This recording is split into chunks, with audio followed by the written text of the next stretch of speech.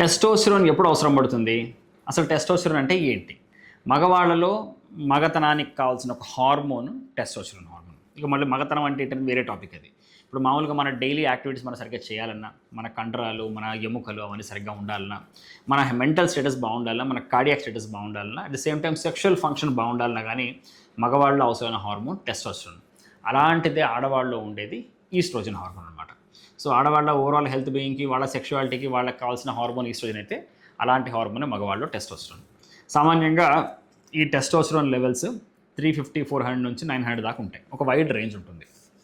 And యూజువల్గా testosterone deficiency అనేది మనకి 45-50 ఏళ్ళ వయసు పైబడిన వాళ్ళు మనకు కనపడుతుంది. సో డెఫిషియన్సీ అంటే ఏంటి? లోపం. సో టెస్టోస్టిరోన్ హార్మోన్ లోపిస్తే పేషెంట్స్లో కనపడే ఇబ్బందులు ఏంటి? ఒకటి, వాళ్ళు చాలా వీక్గా అనిపించడం, అంటే వాళ్ళకి ఇన్హెరెంట్గా అంత శక్తి అనిపించకపోవడం, సరిగ్గా పని మీదగా శ్రద్ధ, ఆసక్తి ఏవి ఉండకపోవడం, సరిగ్గా కాన్సన్ట్రేట్ చేయలేకపోవడం, మజిల్స్ బాగా వీక్ అవ్వడము, జాయింట్ పెయిన్స్ అవన్నీ రావడము, కొద్దిగా పని చేయగానే అలసిపోవడము, ఇవన్నీ కాకుండా సెక్స్ మీద కోరికలు ఉండవు, సెక్స్ చేయాలన్న ఇంట్రెస్ట్ ఉండదు, దాంతోపాటు అంగం కూడా సరిగ్గా స్తంభించదు. సో ఇన్ని సిమ్టమ్స్ ఉంటే కానీ మనం టెస్టోస్టిరోన్ డెఫిషియన్సీ ఉంది అని మనం ఇప్పుడు ఒక పేషెంట్ నిర్ధారించాం. సో ఎవరన్నా పేషెంట్ మన దగ్గరికి కేవలం సెక్స్ సమస్యతో వస్తే మనం టెస్టోస్టిరోన్ టెస్ట్ చేయం. దానికి కొన్ని సెట్ ఆఫ్ క్రైటీరియా ఉంటాయి. సో ఇప్పుడు నేను చెప్పినవన్నీ సమస్యలు ఉంటే కనుక అప్పుడు పేషెంట్ యొక్క టెస్టోస్టిరోన్ హార్మోన్ చెక్ చేస్తాం. సో టెస్టోస్టిరోన్ హార్మోన్ టెస్ట్ చేయడం కూడా ఒక చిన్న విషయమే. అంటే దాంట్లో ఒక ఇది ఉంటుందన్నమాట. ఎలాగా, పేషెంట్ ఎంటీ స్టమక్లో ఫాస్టింగ్లో మార్నింగ్ పూట 7 to 9 మధ్యలో శాంపుల్ ఇవ్వాలి. అంటే 7 నుంచి 9 గంటల మధ్యలో కనుక ఫాస్టింగ్ శాంపుల్ ఇచ్చి ఆ శాంపుల్ రిపోర్ట్ దొరికితే దాన్ని బట్టే మనం చెప్పగలం పేషెంట్కి హార్మోన్ డెఫిషియన్సీ, అంటే పేషెంట్కి ఆ టెస్టోస్టిరోన్ లోపం ఉందా లేదా అనేది. ఒకవేళ కనుక పేషెంట్కి లోపం కనపడుతుంది, ఫర్ సపోజ్ 300 కంటే తక్కువ ఉందా, 250-260 ఉందనుకుందాం, బట్ పేషెంట్స్కి ఎలాంటి సిమ్టమ్స్ లేకపోతే ఇలాంటి పేషెంట్స్ మనం ట్రీట్ చేయాల్సిన అవసరం లేదు. అంటే వాళ్ళు రిప్లేస్మెంట్ ఇవ్వాల్సిన అవసరం లేదు. అదే కనుక పేషెంట్కి సిమ్టమ్స్తో పాటు కనుక హార్మోన్ వాల్యూ తక్కువ ఉంటే అప్పుడే మనం ఆ పేషెంట్స్ని ట్రీట్ చేస్తాం. సో టెస్టోస్టిరోన్ రిప్లేస్మెంట్ అనేది ఆ డోసేజ్ పక్కన పెడితే ఎప్పుడు ఇస్తాము? యూజువల్గా చిన్న పిల్లల్లో హైపోస్పేడియాస్ అనే కండిషన్ ఉంటుంది. అంటే పురుషాంగం చివరిలో ఉండాల్సిన మూత్రం రావాల్సిన రంధ్రము పురుషాంగంలో మధ్యలో ఉండడం, ఇంకొకక్కడ చాలా మూలకు ఉండడం జరుగుతుంది అనమాట. సో అలాంటి పిల్లల్లో కొంతమందిలో ఆపరేషన్కి ముందు దాన్ని మళ్ళీ ఆ మూత్రం ఆ ఓపెనింగ్ని సరి చేసే ముందు పిల్లల్లో కొంతమందిలో ఇస్తాం.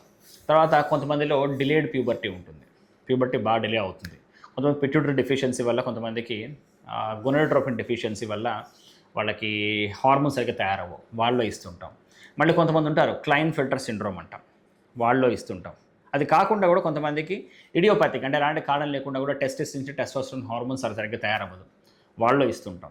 మళ్ళీ కొంతమంది పేషెంట్స్ మేల్ మెనోపాజ్ ఆర్ ఆండ్రోపాజ్తో వస్తుంటారు. ఎలాగైతే ఆడవాళ్ళలో మెనోపాజ్ ఉంటుందో అలాగే మగవాళ్ళలో ఆండ్రోపాజ్ అనేది కూడా ఉంటుంది. సో వీళ్ళకి ఏంటంటే టెస్టోస్టెరాన్ హార్మోన్ డెఫిషియన్సీ వల్ల వీళ్ళకి కొన్ని ఇబ్బందులు కనపడుతూ ఉంటాయి. సో అలాంటి పేషెంట్స్ కూడా మనం ఇవన్నీ ఇస్తూ ఉంటాం.